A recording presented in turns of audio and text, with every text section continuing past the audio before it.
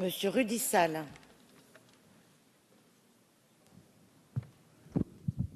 Oui, oui, Monsieur le Ministre, je voudrais attirer votre attention sur l'importance de cette affaire pour toute une région, s'agissant de l'aéroport de Nice qui a été cité par notre collègue précédemment, et Christian Estrosi aura tout à l'heure à défendre un amendement que nous soutiendrons également.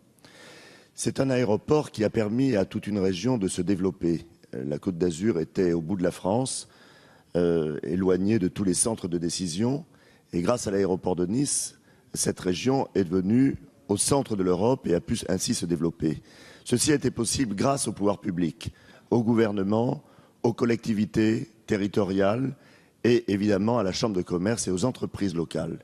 Et ce qui a fait la réussite de cet aéroport, c'est qu'il y avait une vision stratégique commune qui a permis à cette région d'investir pour développer son aéroport et en faire aujourd'hui le deuxième aéroport de France. Et les aéroports de la Côte d'Azur, c'est l'aéroport de Nice, deuxième aéroport international de France, c'est l'aéroport de Cannes-Mandelieu, deuxième aéroport en matière d'aviation générale, et c'est aujourd'hui aussi l'aéroport de Saint-Tropez.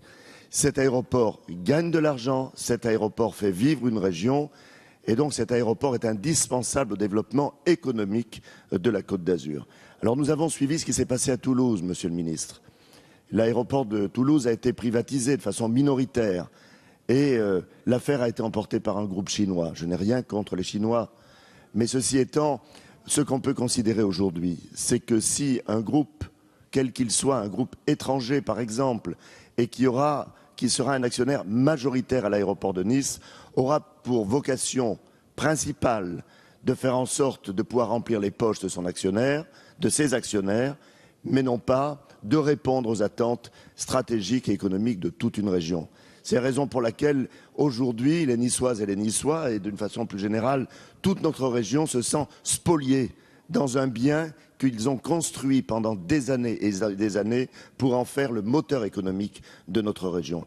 Et savez-vous, et je le dis à mes collègues socialistes qui sont ici sur les bancs du groupe socialiste, la motion que Christian Estrosi a présentée au conseil municipal de Nice a été votée à l'unanimité du conseil municipal. Vos amis à Nice ont voté contre la privatisation de l'aéroport.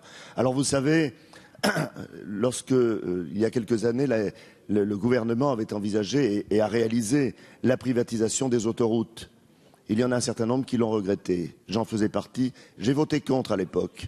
Et je ne le regrette pas aujourd'hui. Et d'ailleurs, le débat est réouvert.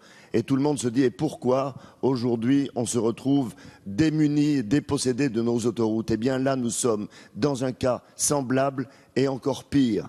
Parce qu'il s'agit du moteur économique de toute une région qui aujourd'hui va être bradée, alors qu'effectivement, cela a été rappelé, l'aéroport de Nice gagne de l'argent. Monsieur le ministre, je vous demande d'être très attentif, parce que vous entendrez le message qui vous sera adressé par la population niçoise, qui sera bientôt consultée, puisqu'un référendum sera organisé à Nice le 19 février prochain.